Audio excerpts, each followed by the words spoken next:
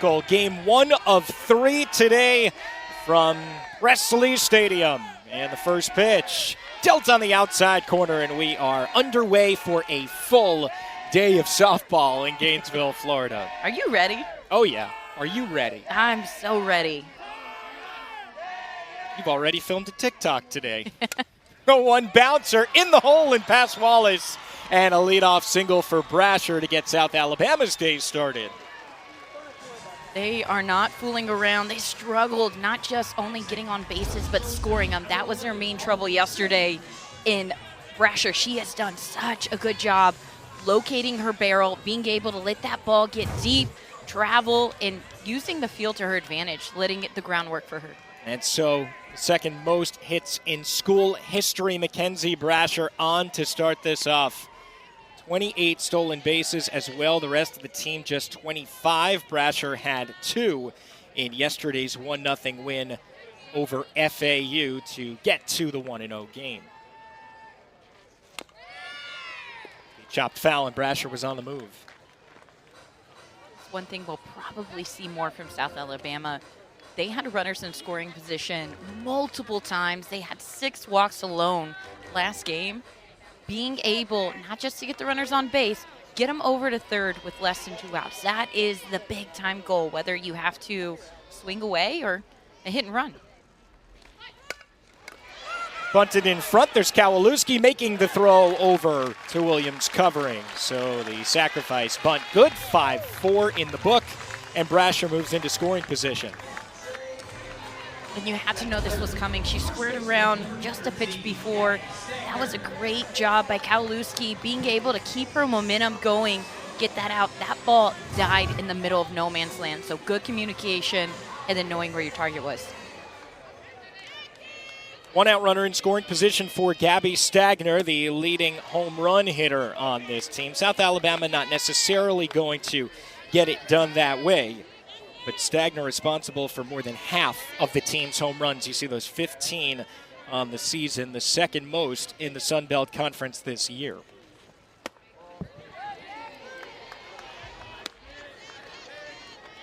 Rock walk. We've seen her do that deceptive two-zone rise, but where she struggles and where she's going to have to tighten up is with pitches out of the zone. That's down the left field line for a base hit, and South Alabama takes the 1-0 lead. Throw a little bit late ahead of the tag by Erickson. And that's what we just talked about, getting that runner not just to third, but scoring early. Being able to be aggressive early on, you know that's where the best pitches are going to be. In this one, it misses over the plate. You can see it doesn't break to that outer corner. And that was a good throw, but just a tad bit too late. Whenever you have the speed of Brasher going behind her, that's how you know, okay, this has to be on point. My throw has to get there maybe a step before. So an early lead for the Jaguars, and Florida gives up its first run here in the Gainesville Regional.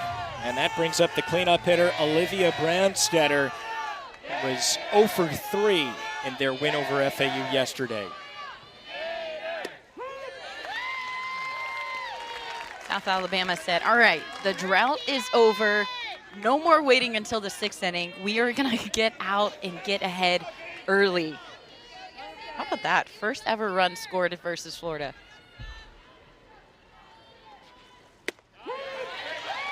And now 0-2. Becky Clark, year number 20 for the head coach for South Alabama, has been with the program since its inception in 2007. Her first team, though, had so much success. Started on fire.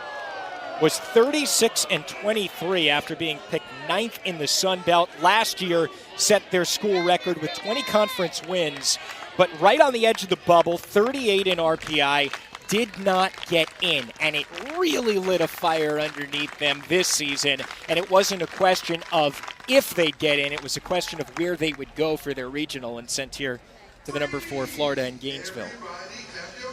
Rock has a little bit of eye black. Not really sure what it is, but something in her eye.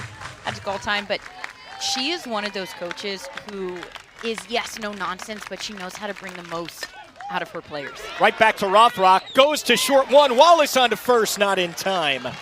But they do get the lead runner there on the fielder's choice. A nice job by Rothrock getting the ball and then also having the heads up that takes her across her body to flip her body around and throw it to second. See a little bit of miscommunication there. Ava Brown not on the back, but that's a great thing about Florida. Immediately you can see Skylar Wallace saying, next time, make sure we're on there, just that communication. I'm gonna head your way. There's the Aussie Sasha Willems, who steps in 0 for 3 yesterday with a strikeout against FAU. Started her college career playing 2 seasons for Howard College in Big Spring, Texas, where she was an All-American twice. Throw down by Erickson, right there, but the ball out of Wallace's glove, trickling into left field. There is a mistake you don't see from Skylar Wallace very often, and that is a play that they have practiced so many times and executed so many times with Erickson saving the most defensive runs this year. And now we are going to get a call on the field saying, I believe that. But she's established she can get very solid pitchers. Kendra Falby tries to bunt, and that one handled by Brandstetter for out number 1. Trying to sneak her way on. Taking a look at the Florida starting lineup brought to you by Capital One. We've already seen Falby. Corby Otis was just recently named a top 10 finalist for Softball National Player of the Year, which was won by Skylar Wallace, who is in the very next spot. Jocelyn Erickson, then Reagan Walsh. It is a lethal combination at the top of this Florida order. So far on the season has 85 home runs, coming in as one of the top power teams in the country, tied for 5th.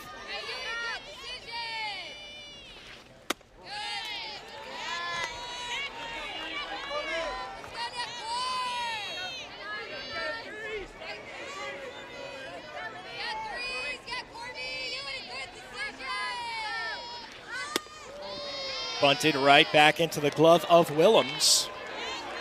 A lot of off speed from Florida that we're seeing just in the first 2 batters. They want to get on base, kind of following the trend that South Alabama set early. Otis takes strike 2.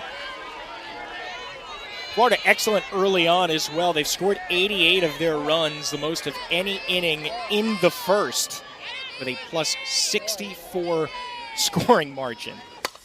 2-2 hammered, deep right field, sends Bachhaus back, and she just backs up to the track and makes the play. Didn't really know how much room she had out there with the wry smile, but also that ends well for South Alabama. I mean, a little bit of smile. Thank goodness she had the sunglasses on. Sometimes whenever it's overcast, but how about this hit by Otis? That was elevated up oppo, just being able to get to contact, but most importantly, the bat whip on that swing. And now Lackey has to deal with Skylar Wallace. This is a South Alabama team, though, that has not been intimidated by this environment at all. They have 4 wins against SEC teams this year, 33 in the RPI, and all 4 of those were on the road as well. So this was a club that is going to come in, expect to make the Super Regionals, and not just a happy to be here type situation. The fact of the matter is there's going to be 2 teams going home today. Today is Elimination Saturday, tomorrow Championship Sunday, but there's a lot of work that gets put into, one, just making a regional, a lot of success regular season, and then conference tournament. That plays a huge role in it as well, but I love that point that you made with South Alabama. They've been there before. They're not just happy to be there.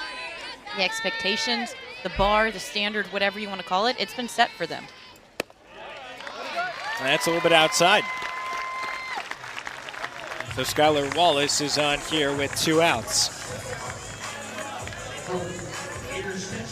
And these are impressive wins all up and down the board. Arkansas, Alabama, Mississippi State, South Carolina, and again, all coming away from home. And look what they did to the opposing offenses. That's maybe the biggest thing. 3 combined runs in those 4 games. From offenses that score big time. So being able to hold them down and being able to get ahead early in counts. Olivia Lackey, she's around 63% for first pitch strikes. Jocelyn Erickson now 0 for 2 with a walk yesterday. Tell you what, she has to tread very lightly in this part of the lineup. I mean, we got to talk with head coach Tim Walton for Florida, and he was saying their offensive goal, score a lot of runs.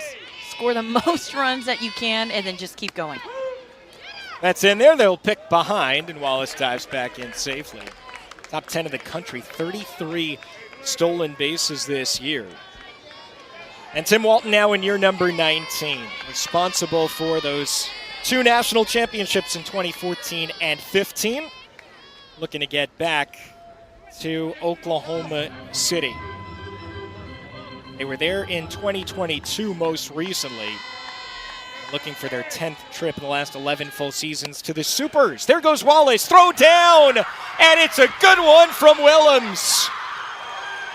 Even better. Rothrock will go into the circle, still trailing 1-0. 2-time national champion at Oklahoma, Nicole Mendez. I'm Alex Perlman. So glad you could make us a part of your Saturday afternoon. First pitch swinging right back to the screen off the bat of Willems. Jaguars are 15-0 this season when scoring in the first inning, so something to tuck away with history being on the Jags side. Willems bounces the opposite way. There's the freshman Williams over to first in time.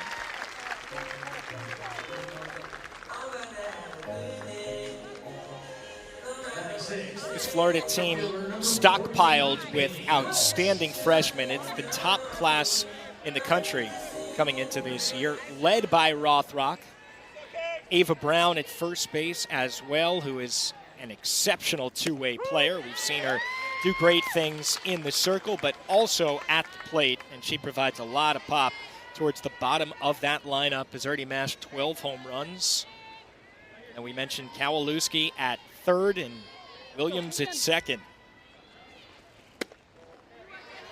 Walton was saying it was kind of hard, not necessarily getting Brown and Rothrock, but once he got them, getting other pitchers to want to come to Florida because they knew these are 2 pitchers who already are experiencing a lot of success, and sky's the limit for them. Say he put together a pretty good team now. I would say so. Everybody here in Gainesville has been so excited and looking forward to seeing what this class can do, because it is one of the better ones, not only in the country, but in Gator history. And, well, we saw the postseason success as well, coming off of their SEC tournament win. That's driven deep and off of the wall, off of the bat of Welch. She'll hold at first base, just a long single. Great throw in by Kistler, getting it back. I mean, the way that she read that, and if you look at the wall out in right field, it sloped just a little bit. I mean, this is inside, great swing, but that wall, the way it bounced off, is really able to get that ball to Kistler in a hurry. And she knows if I don't get this thing quickly, that one is going to be an easy stand-up double. So good on her to be able to read that ball and set up her body to field and throw, not waste any time shuffling or transferring the ball from glove to hand. Well, in terms of the top 10 players in this tournament, leading in defensive runs saved, there are 2 of them on the field right now for Florida. One of them behind the plate, the most in the country, Jocelyn Erickson, who's up in double figures in terms of defensive runs saved. And then the best right fielder in the tournament is Katie Kistler.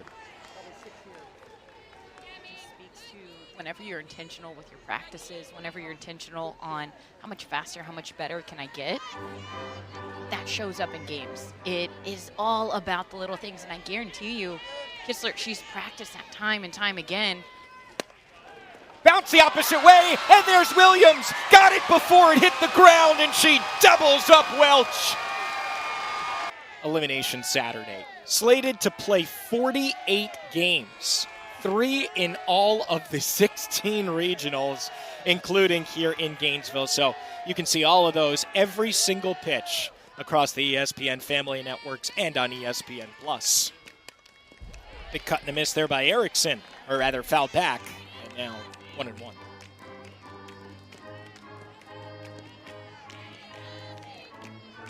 Already a couple of SEC teams in action, and we've gotten starts as well between Kentucky and Oklahoma State and LSU and Southern Illinois. Off the fist, tough play out in shallow center and hauled in by Sims. 1 out. Alabama and southeastern Louisiana had an early start because of that impending rain. They're in the bottom of the 7th now and tied at 1. It's been such a tough stretch for the Crimson Tide to put runs together. Maybe it's this region that's not getting a ton of run scoring. I don't know. Something in the air, something in the rain.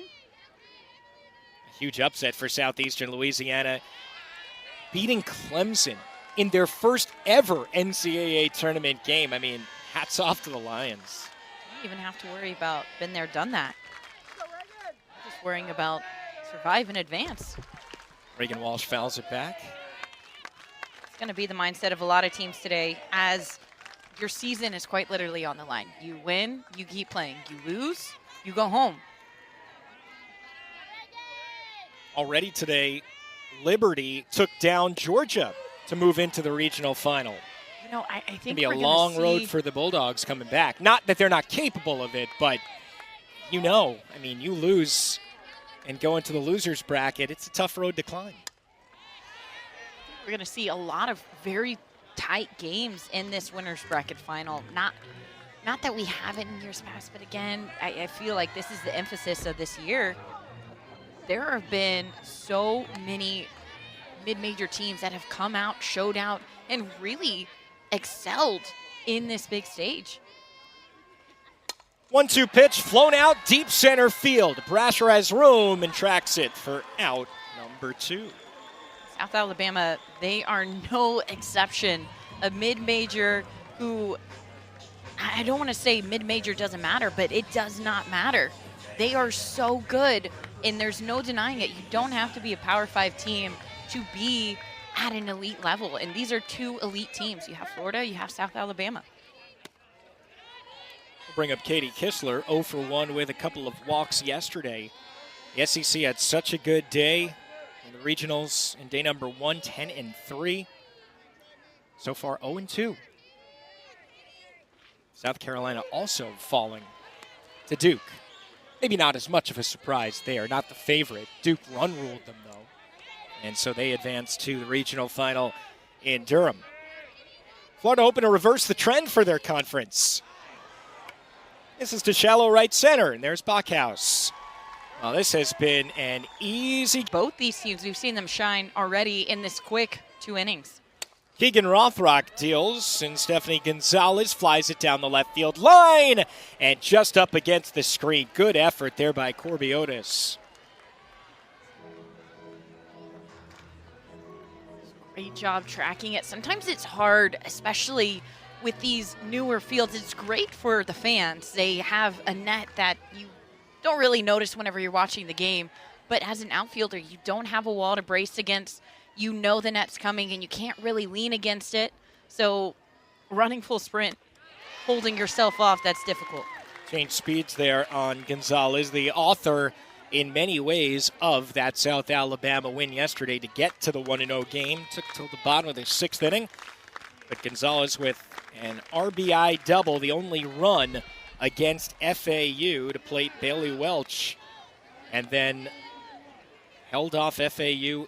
It was not easy in the top of the 7th, but they did it nonetheless with that throw out at home to end the game. Bachhaus to Willems, making a beautiful tag behind the plate. And I will say this. I've seen South Alabama square up several of Rothrock's pitches. She is not quite deceiving them the way that she deceived others in the past. They are clearly hunting that low riser, going after that pitch that's lower in the zone. Doing a nice job, too, to foul off those pitches that are just on the outside corner and maybe a little bit off the plate, but with 2 strikes, you just can't let them go.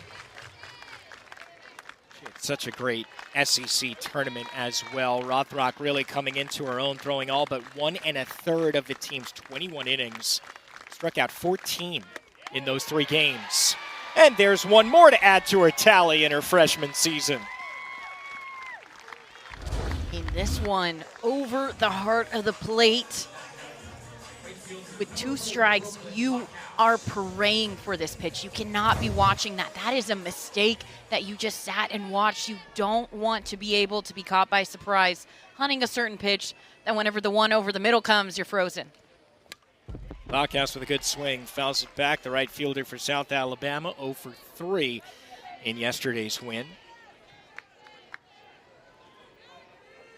With 2 strikes on you, I feel like you really can't be hunting a pitch. You've just got to be pretty reactive at that point, right?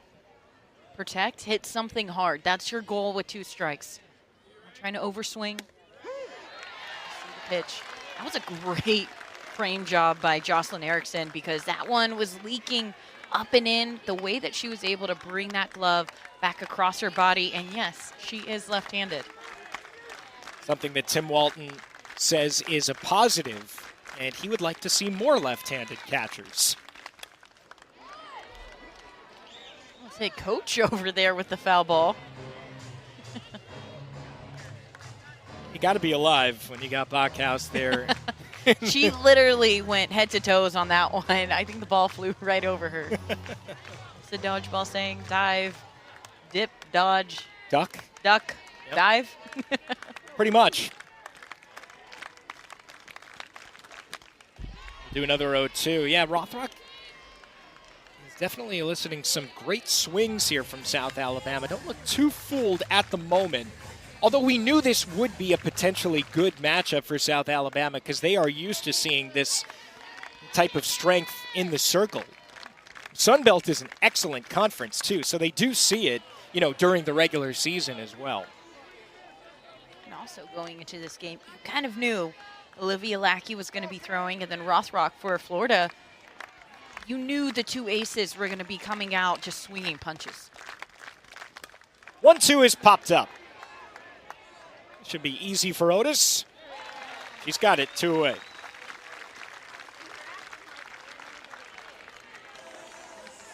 We'll talk to the head coach of South Alabama, Becky Clark, the architect of this program that has made 6 NCAA tournament appearances. This is their first since 2021, where they also went to Gainesville. They got a win in the first game of that regional as well. They took down Baylor, but then had Florida in the 1-0 game. They lost that one and then were eliminated by USF to finish off the season. But there are some players that are still on this team from that one, and one of those is Brasher up at the plate now, who has scored the only run of the game for the Jaguars so far. More stellar defense. Game that went over FAU couldn't have ended in more dramatic fashion. How did you bring that momentum into this one, get on the board here early and put the pressure on Florida? Well, I didn't think we played well at all yesterday. I'm probably the only coach in America that was lighting into their team after an opening round win. That was not us yesterday, and we were not aggressive. We were being cautious, and so we flipped it. This is who we are. This is how we play the game, and so I'm proud to see our kids coming out and competing today. Coach, talk about being aggressive. You have come out with a lot of hard swings. Florida, they've made great defensive plays. What's the adjustment? Because you guys are hitting them great. They're just catching them. Yeah, we just got to stay aggressive. I mean, you can't have the hashtag all gas, no brakes and then not be aggressive, right? So yeah. we've got something to live up to. We know how to play good teams. We've played good teams all year. So you beat good teams by being aggressive, and we're just trying to out-aggressive them right now. Coach, thanks. Always appreciate Jay's the time. up, guys. Well, she mentioned we've played in these types of atmospheres, 4 SEC wins this season, trying to add a 5th to that list. I mean, they've been the SEC killer all season long, and give Coach credit for scheduling difficult.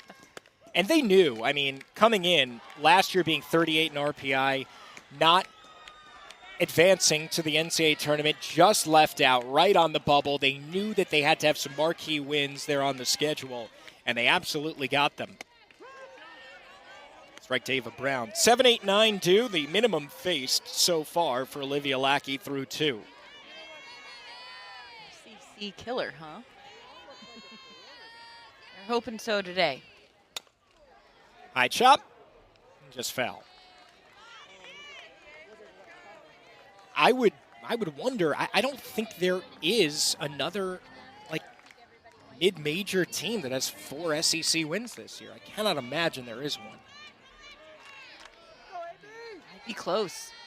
But they, by far, have dominated just whoever has come in front of them. They have been so tough, and that's something that they've talked about, is they are going to will themselves over another team.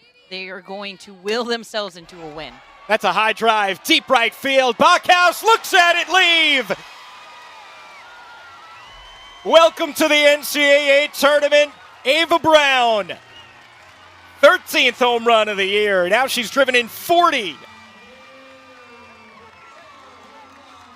Ava Brown. We talked about players who can do it all.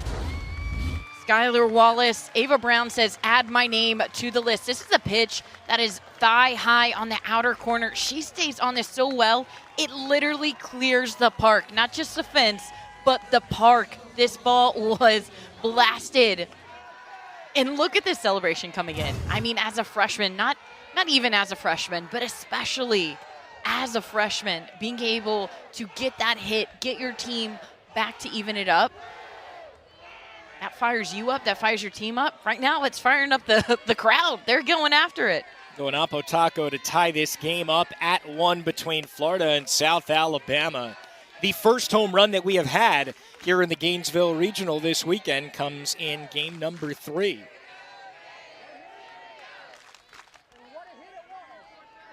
Freshmen are going to be so important to Florida's success here in the postseason because you have at the bottom of this order 3 in a row. Brown, Kowalewski, and Williams on deck. And they are going to need production from them if they can achieve their goal of a national championship.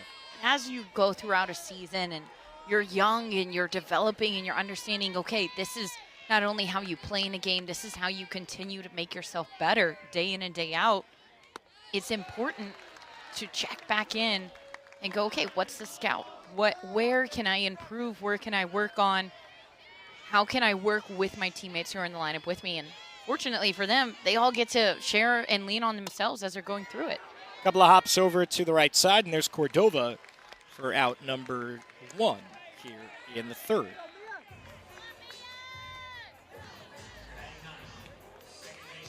Well, Ava Brown and Keegan Rothrock both coming in as freshmen, both as pitchers. Brown, of course, also playing first base, and now we're going to have a conversation on the field. And this one, I believe, is weather-related. And that high to be the one to get that spark going, because Florida, their offense, they were held stagnant to yet a very, very good pitcher with Lackey for South Alabama. Olivia Lackey is back in the circle with 1 out, nobody on here in the 3rd. Theoretically, Florida just tied it, so pretend we didn't have a rain delay just 2 batters later now as Mia Williams leads off in this situation here for the Gators. Let's play pretend.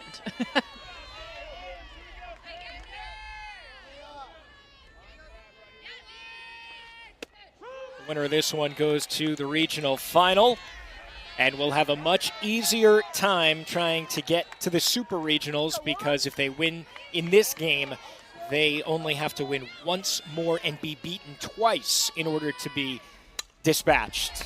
That's fouled back to the screen, ball and 2 strikes. One thing that Lackey has done so well the first 2 innings was being able to mix up the eyes of the Florida hitters. They are so good. They adjust so quick, making the balls rise, making it inside, outside, trying to change their timing and keep them guessing. That's something that they've had time to sit and think and stew about. You can kind of narrow your zone down a little bit and go, all right, let's look middle out. Let's look for this tendency, this speed. Trying to get the electronics working here, making sure that Olivia Lackey and Sasha Willems behind the plate, the battery, have the pitch calls from the dugout, which has really been a positive change to the game, I think, including, this way now to speed everything up. You just get the call, kind of like pitch comm in Major League Baseball. I agree. I think the faster, the better. Especially on Elimination Saturday when you've got 3 games to play. And an almost 3-hour game delay. Williams, the freshman, with nobody on and a 2-2 count. And taken on the inside corner, Lackey comes right back, and we are officially back underway with strikeout number 1 of the game for the right-hander. Olivia Lackey going to that screwball. That is her bread and butter. So whenever she paints that corner, your floor in the back of your mind, you're knowing that pitch is going to come at least twice in one at-bat. There it is, pitch number 1. Kendra Falby tried a bunt attempt the first time up. Temperature has dropped slightly, 86 degrees, feels like 94. That one's over to third, and there is Brandstetter for the final out here. Exactly did you guys do to try to stay loose and ready to go? Yeah, the players are good at what they do. We just try to treat them professionally. We had some food, got a little bit of watching some games and doing that stuff, but we all have pretty much our own area, so it's a little bit of ping pong and some other stuff going on, but just try to keep your mind off of the painfulness of having to wait, to get back out here again. Coach, were you playing any ping pong? No. No ping pong for you. No. Coach, talk to me a little bit. You guys made some noise before the rain delay. Offense, we've seen some tough hits. What's the adjustment going in, trying to score more? Well, we've already got 3 barrels, and I always count barrels. Hit 3 balls really good. 1 went out of the ballpark. 2 were obviously stayed in the ballpark. But we just got to do a really better job on the rise ball, making sure that we are going to swing it. We got to get a little bit higher on it so we can get more line drives like Ava got. And then when we get the drop, probably more to the lefties, the drop, we got to just do a good job being able to recognize that pitch and either taking that thing or hitting it harder up the middle. All right, Tim, thank you as always. Go Gators. All right, well, Tim Walton, who didn't seem thrilled with that rain delay, but nobody was. Let's be honest. Nobody's looking for a 2-hour and 42-minute rain delay when you talk about having to play elimination Saturday. And what this does, we were talking about it too in the break, is, Nicole, it makes this game so much more important. The last thing you want to do is potentially be out here until 1 in the morning and then have to turn around, and even if you do win in an elimination game, play in a regional final, which is slated to start tomorrow at noon Eastern. Yeah, that's the last thing on your mind. That whenever you start the day, you're thinking, oh, shoot, we're going to be out here till 1 a.m. You're hoping for the best with the weather, but whenever it does come knocking on your doorstep, it's like Coach Walton was saying, being able to stay focused and stay locked in, have something to do. Don't just sit around and kind of lull yourself to sleep, but then also whenever you come back out here, understand that all that time of you sitting out, you want to be able to come out with urgency. Brown touches up there on the Marley Sims tap out. What would you have been doing during a 2-hour and 42-minute rain delay? Well, back in the day at Like Oklahoma, 3 we years had ago. 1 TV, and now they have like 12 in their locker room. But back in the day, we had 1 TV, and we had no cable, and we had the game show channel, and Wait, we would no watch. cable? No cable. Were you just getting like over-the-air channels? You get like CBS, NBC? I think we had a game show channel. We had the Reba TV show. I think we had Judge Judy, and then Home Improvement. And folks, this is the preeminent college softball program in the country. Their facility is much, much nicer now. I can see why they built Love's Field. Only for the TVs. The cable coverage, right? That's why. So no Dude. ping pong for you. No ping pong. We could not fit a ping pong table in there if we tried. That's what I would have been doing if there was the opportunity just out of the reach of Kowalewski. For a second, I thought she might try and go for it. She had that really great catch earlier in the game. Now make it 2. Also, the Gators clubhouse is spectacular. It's great. Yeah. We got a tour, got to walk around. So it's not a bad place to spend almost 2 hours and 45 minutes. Oh, no, absolutely, because there's space to move around. You feel comfortable, and this was our tour guide right here. She took us all the way around, Francesca Ina. Francesca's first season, the former Florida great who's going into the Gators Hall of Fame coming up later this year. There's a cut and a miss as Stagner went up in the zone to try to get that one from Rothrock. Rothrock utilizing that high rise ball. We haven't seen it too much the first 3 innings. She said, you know what? We had 3 hours. Let me go ahead and pitch it and see if they'll go ahead and bite. That is what we're talking about, the ability to stay locked in, to not fall into the temptation of swinging at that pitch. Rothrock looks great so far. And there is strike one to Olivia Brandstetter.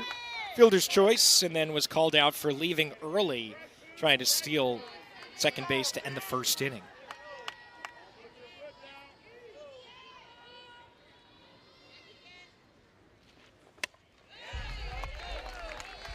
Another last thing about the delay, it's not like these players haven't gone through something like that before. This isn't new to them. You see it in travel ball, you see it in college. You know, it's not like this is some crazy thing that they've never had to come back from to play their best softball. Especially Florida. They're used to the rain all the time. Yes, they are. And we are becoming accustomed to it day by day. 1 and 2.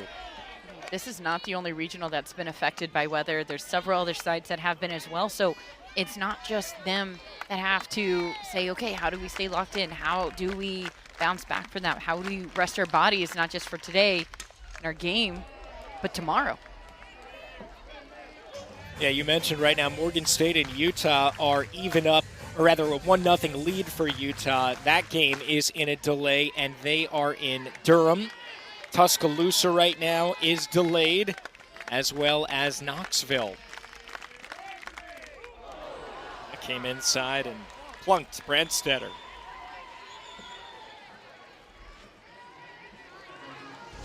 Hey, however you can get a base runner, get a base runner. This is a pitch, a screwball that just gets away from Rothrock. Actually hits Brandstetter on the backside of her leg. Going Talk all about the way movement. in. Yeah, a lot of spin on that one. Almost missed the batter completely. Here's the Aussie catcher, Sasha Willems.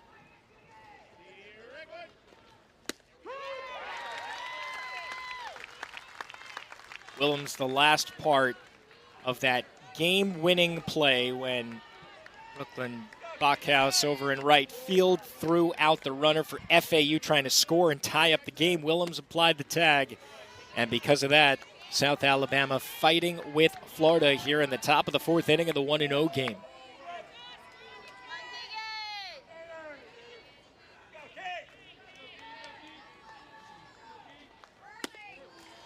Willems, she's on a tear right now. What she does so well, she lets the ball get deep into her barrel and has a very long extension, quick snap through the zone, but the extension, she stays on the ball very, very well. Popped up and just over our heads here out of the roof.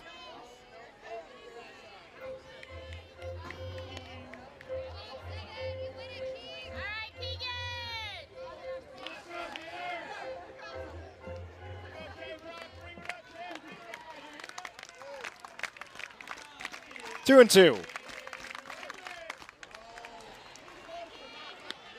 And Rothrock easily got through Sims with that tap out to first, and the strikeout swinging by Stagner, but has run into a little bit of command issues here in the last two batters.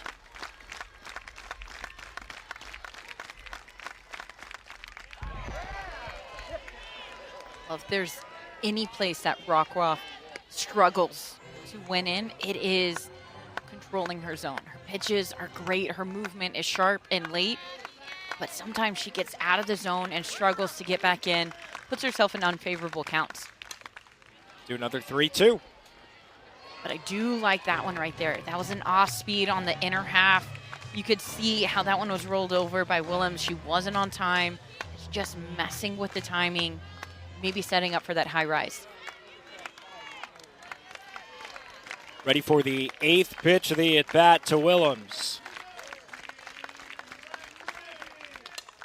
Bouncer over to Wallace. She'll go the short way and flip it to Williams to retire the side here in the top percentage plus slugging, but 1.3 is otherworldly. Oh my gosh, it's ridiculous. Corbiotis nothing for one as she steps in. 0 for 3 yesterday, only the fourth time this year that she did not reach base in a game.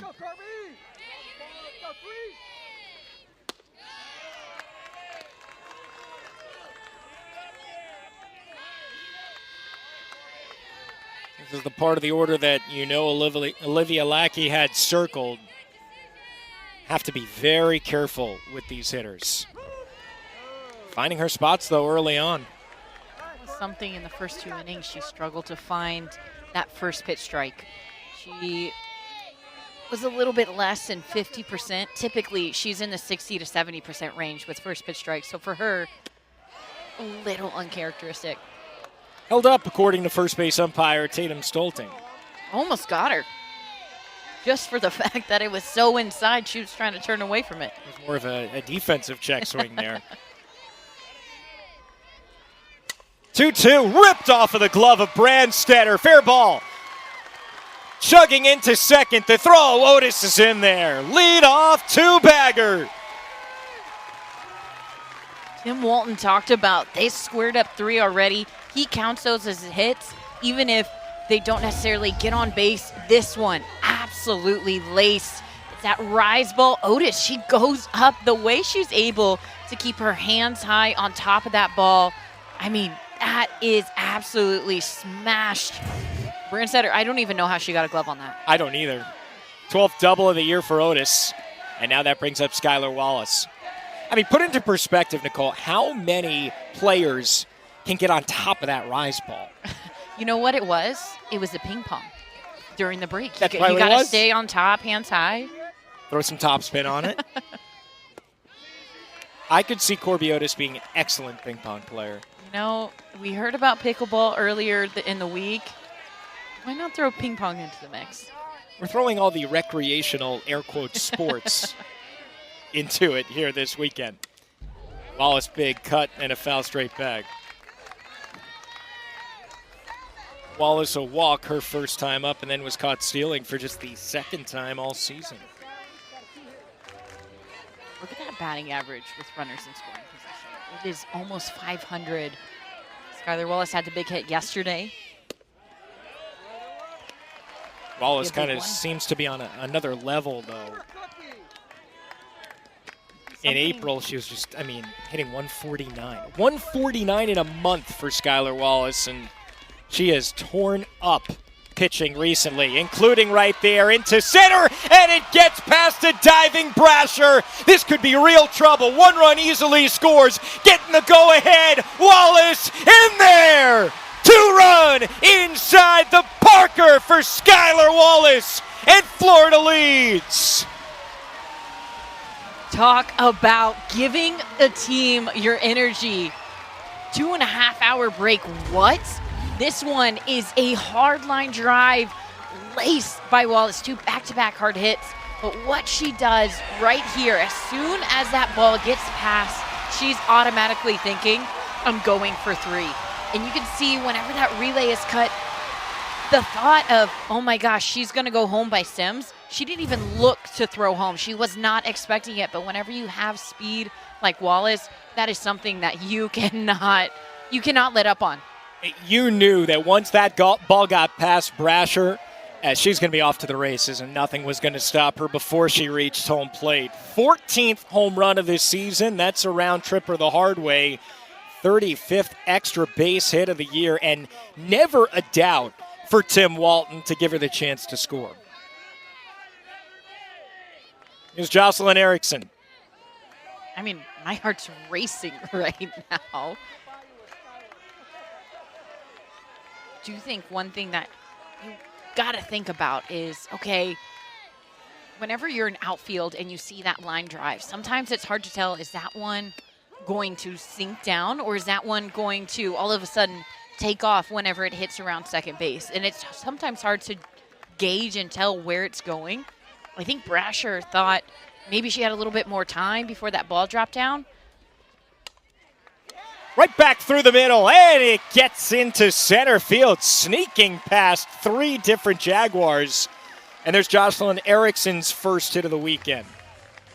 I mean, this is past the bat central right here. Jocelyn Erickson, she's been held quiet, a big bat in their lineup.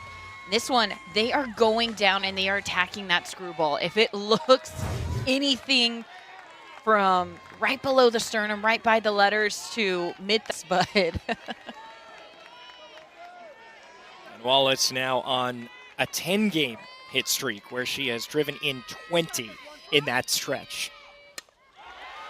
High drive, left field. Welch backs up and makes the play. Walsh flirting with her potential 17th home run of the year. I can't really see the bullpen from my angle, but you got back to back to back to back hard hits off of Lackey. And yes, she's your ace. Yes, she's your go-to. Bunted by Kistler. They'll go to second. Nice pick. Well done by Cordova to get the lead runner.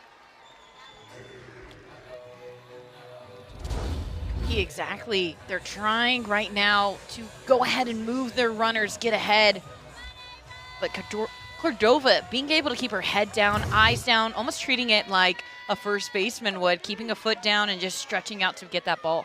Second out, and it keeps the runner at a scoring position for Ava Brown, who had the solo home run basically right before the 2-hour and 42-minute rain delay. Although it might be more accurate to just call it a weather delay because it wasn't that much rain. It was mostly lightning. And about 3 hours ago, here's what Ava Brown did. I mean, talk about getting the party started. She hit it out of the park, literally. And then seconds after that home run, we saw lightning on the field. That's bounced up ahead easily. Kessler going to take second base. Wild pitch for Lackey, and Kistler doesn't even need to try to swipe second base to get into scoring position.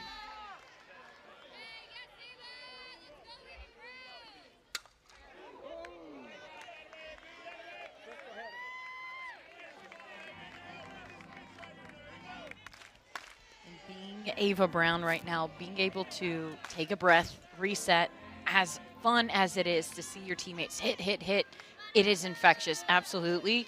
But reset. 2 strikes right here. Keep yourself in the zone. Hit something hard. Looked at down.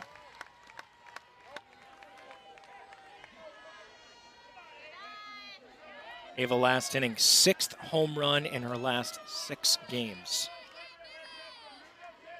2-2. Got her on the inside corner looking.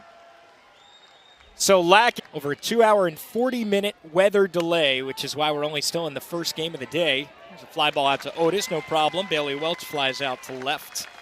1 out here in the 5th.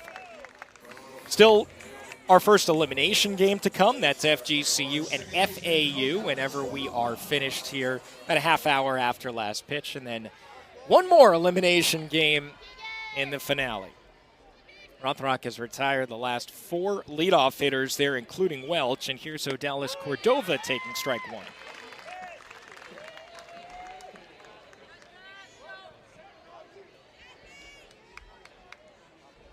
Squared it up her first time, but lined out into a double play. Backed out of the way of that one. It was a hard line shot to the second baseman, Mia Williams, who had to dive for it, and then no chance for Bailey Welch to scamper back to first.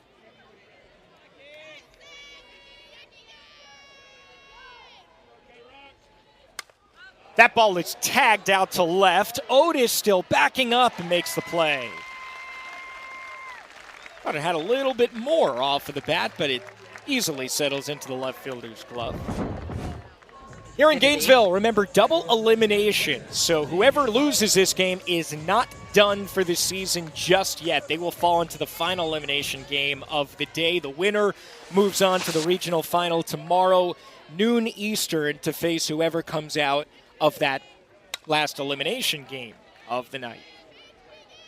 I should say not day, because night is going to be a lot late into the more night. accurate, because it's basically night already here in Gainesville. 5 o'clock, just about 1 minute away, but Florida, they win here. They don't have to worry about playing again the rest of the night. How's that for motivation? You win, you go home and get to go to bed. You It's lose, huge. you're going to have to stay up and not just one more game right after this, but you have to wait, let that game play out, and then come back again late into the night. That is something that no one wants to do, It's especially when you're hosting. It's always really tough, though, yeah, especially when you're hosting. But it's difficult for any team that loses the 1-0 game because then you have to have a whole nother game before you and then wait around to play your final game. You have to win that one and then win 2 more the final day. But even if everything went to plan, you wouldn't have that much time in between with a noon start. Tonight you are really going to be sleep deprived going into that game because you're going to have to win it. And if everything goes according to the new plan, you're going to win it in the early hours of potentially tomorrow morning. Over to second for Williams. And that's an easy 1-2-3 9-pitch inning. Nicole Mendez, I'm Alex Perlman. So glad you've stuck with us past that lengthy delay and have made us a part of your now Saturday evening as we play on in the 1-0 game. Kowalewski, Williams, Falby do 8-9-1 in Tim Walton's lineup.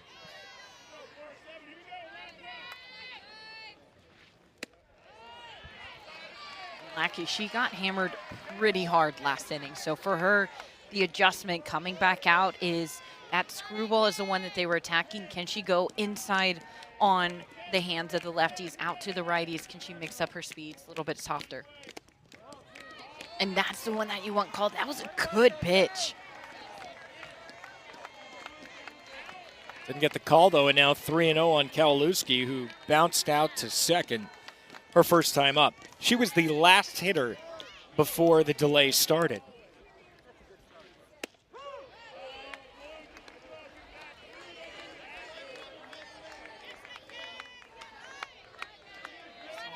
Bullpen kind of going a little bit for South Alabama, but Lackey, she's proven herself. She's a great pitcher. And her mental mindset, her ability to zone in, get tougher, that is what she's known for. She has pitched majority of the innings, just a workhorse for South Alabama. So right now it's keep us in this game, keep it to a 2-run lead. Let us get our bats going. They had the bats going, had some hard hits, just straight to some Gators, but they're on her. Over to third, Brandstetter, Cordova 1, couldn't get it out of her glove, and because that, Williams beats it out. Fielded cleanly. That might have been a 5-4-3 twin killing. That absolutely should have been a double play. And again, whenever you're having to go back to the top of the lineup, you want to go with 2 outs and no runners on. This one right here, it's on the transition. It looks like on the transition, Cordova, her hands got a little bit too low.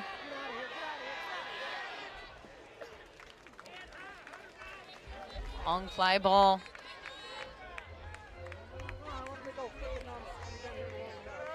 We'll see if South Alabama can pitch around that. Of course, you can't assume the double play, so it's not an error on Cordova, but I know it's one that she'd most likely say she should have had. Because you're right, Falby, Otis, Wallace, Erickson now. Venerable murderers row, like a modern-day softball murderers row, up there with some of the best top of the orders in the entire country, like in Oklahoma, like a Texas, and now 2-1. It's a gauntlet, that's for sure. There is no rest, there's no let up. Once you get from the top of the lineup, I would say all the way down to 5, it is back to back to back to back.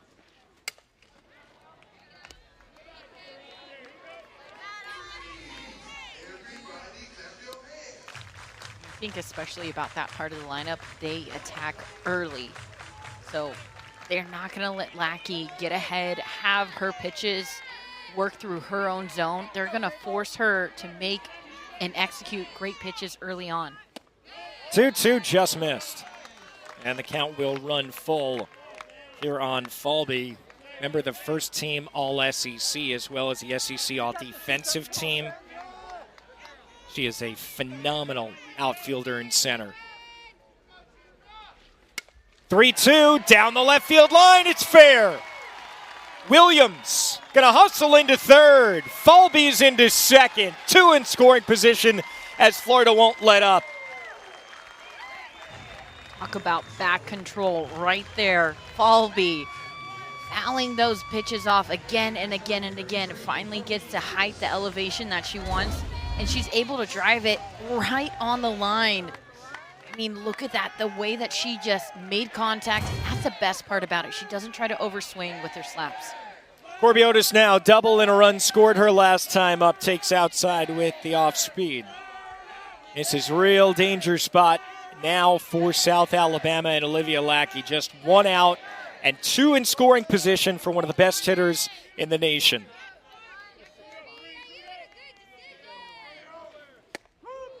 Again, I have to go back to that potential double play. You get that out, you have 2 outs. Falby, I don't know if she gets to second. She might, but it wouldn't have been uncontested. You don't have runners on second and third. Those little things, they matter, especially against a team like Florida. Perfectly spotted on the inside.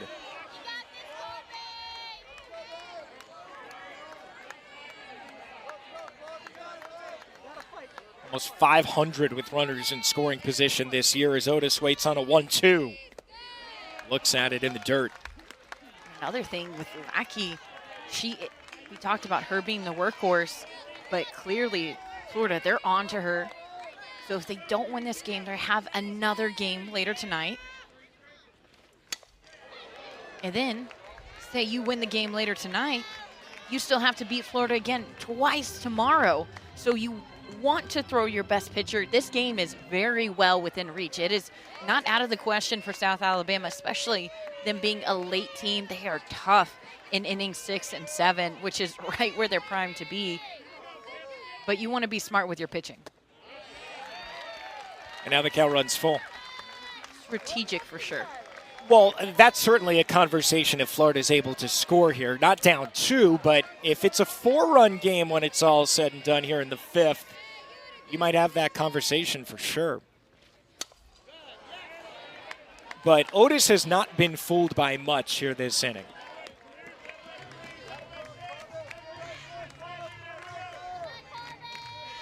Corby, who already has taken the MCAT, is going to be a cardiothoracic surgeon, an incredibly intelligent player on and off the field. And she looks at ball 4. And the ever dangerous Wallace.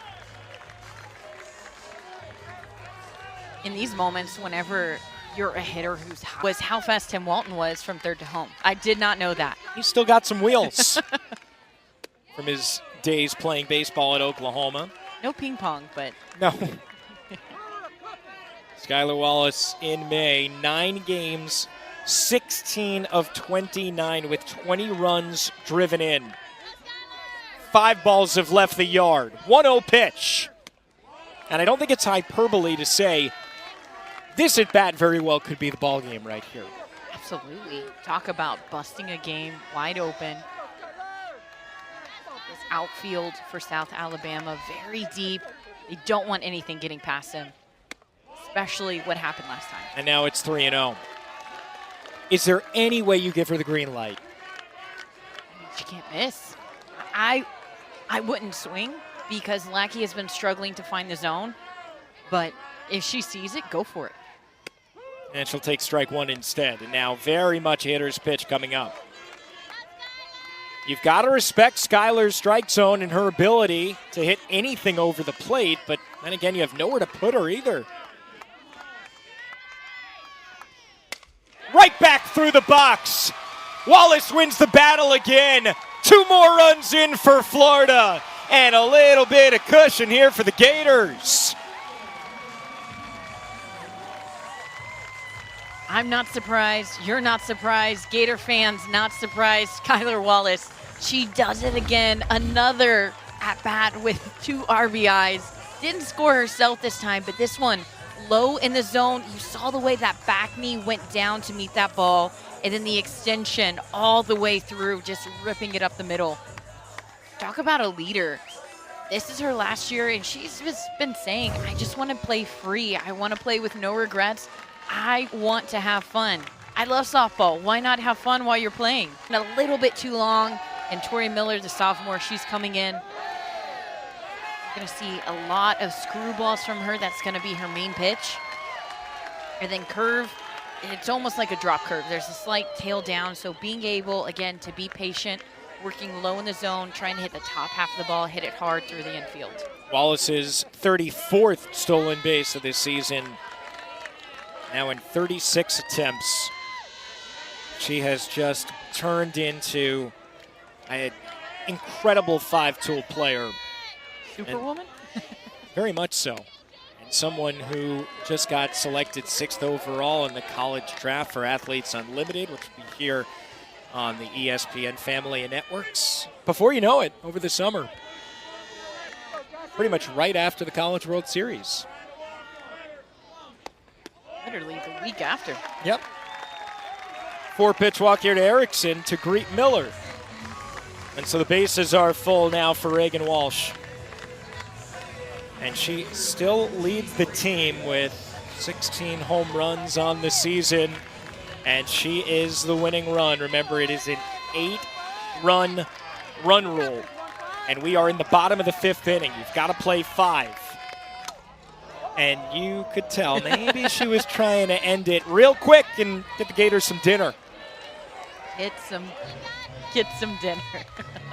I love it. But Reagan Walsh, you see Falvey, you see Otis, you see Wallace, you see Erickson, and you're like, man, that top half. Sometimes she goes by the wayside. Yeah, that one was off the end of the bat, though, and Cordova's underneath it. Infield fly was called anyway. So it's not going to end there on the Reagan Walsh at bat. It could on Kistler's here as she comes up with 2 outs and the base is full. I think the biggest thing is don't try to go for the grand slam. Try to go for hitting the ball. Try to go for being on time with the ball. Whenever you're there, whenever you're feeling that, the rhythm, the timing, the home runs tend to follow. The hits tend to follow. The RBIs tend to follow.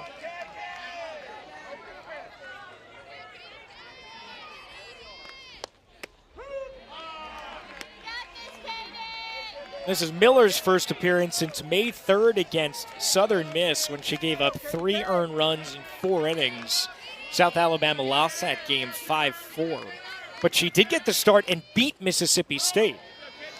So there is some precedence to her doing well against an SEC program. They gave her the nod in Starkville, and it really turned out to be a marquee win, one of 4 for the Jaguars against SEC opponents. Kistler into right center field. That's down for a base hit, and that could clear the bases. Erickson waved around. Here's the throw. It's late. Give Florida 3 more. And that's what we were talking about. Feel the rhythm, feel the timing. Whenever you are on time, those RBIs, they tend to follow. Look at this. This is low outer half. The way that she's able to extend almost falls down.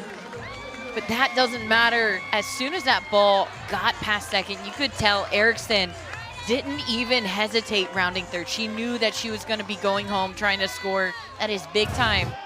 And right now, Florida, they're 1 run away from ending this game. 8-1 Gators with Ava Brown up at the plate. They have batted around here in the 5th against the combination of Lackey and Miller.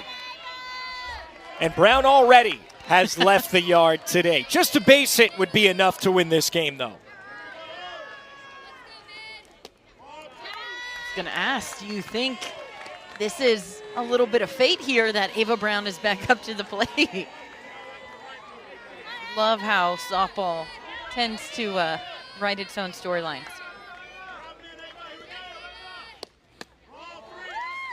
And now 3-0.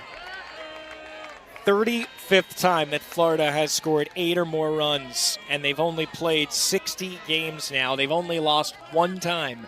As you would imagine, you score 8+, probably not going to lose very many. As well as an interesting stat, too. When Kendra Falvey and Skylar Wallace both score, including yesterday, which they did, and they've done it today, Florida's 31-1 this season. All right, don't let them score. That seems to be the name of the game. And now first and second after the walk to Brown, and Kowalewski will come up for the 2nd time here in the 5th inning. Big smile from Ava Brown. Looks like we're about to have a pinch runner as well. 5 runs in this frame for the Gators, and they only need one more to put this one on ice. 2 outs here in the bottom of the 5th. Brown, she had the potential to, we've seen what she did earlier, literally hit it out of the park. But I think it's also important to note that she was patient, letting the balls come to her, letting the timing come to her, the strike zone, because you feel hungry. You're like, yes, everybody's getting a hit. Let me go after it. And you swing at something that maybe isn't the best for you. Being able to draw that walk and get out on first, that's just as good as the hit. Well, originally Avery Gels came out to pinch run for Brown, but now they've decided on Bailey Goddard. The only run that really matters, though, at this point is on second base, and that's in the form of Katie Kistler. She scores, and that's your ball game, and we move on to the first elimination game of 2 today. Outfield, they know that they're in shallow, maybe by 3 or 4 steps. Anything hit to them, they know that Tim Walton, he likes to send his runners. Well, if it's hit to right field, I think Kistler should think twice. Because we saw what Bachhaus did yesterday against FAU. True. The relay between those two. High drive, deep right field, and over the head of Bachhaus. Gators walk it off, and Florida is heading to the regional final. A 6-run 5th inning, 9-1. Gators over the Jaguars.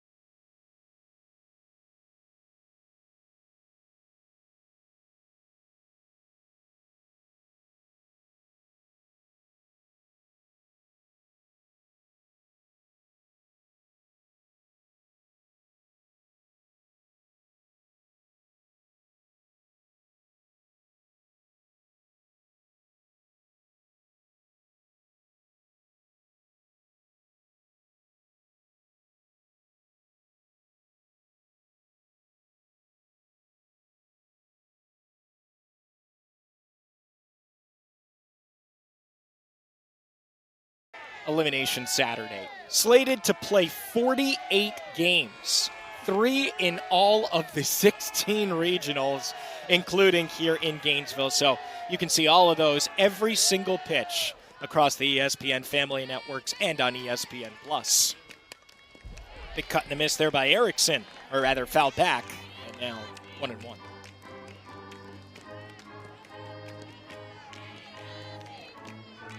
Already a couple of SEC teams in action, and we've gotten starts as well between Kentucky and Oklahoma State and LSU and Southern Illinois. Off the fist, tough play out in shallow center and hauled in by Sims. 1 out. Alabama and southeastern Louisiana had an early start because of that impending rain. They're in the bottom of the 7th now and tied at 1.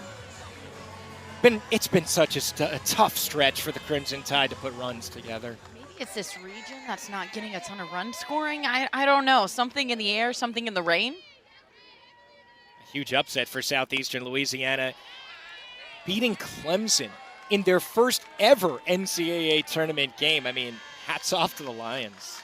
You don't even have to worry about been there, done that. Just worrying about survive in advance. Reagan Walsh fouls it back. It's going to be the mindset of a lot of teams today, as your season is quite literally on the line. You win, you keep playing. You lose, you go home. Already today, Liberty took down Georgia to move into the regional final. You know, I think it's going to be a long road for the Bulldogs coming back. Not that they're not capable of it, but you lose and go into the loser's bracket, it's a tough road to climb.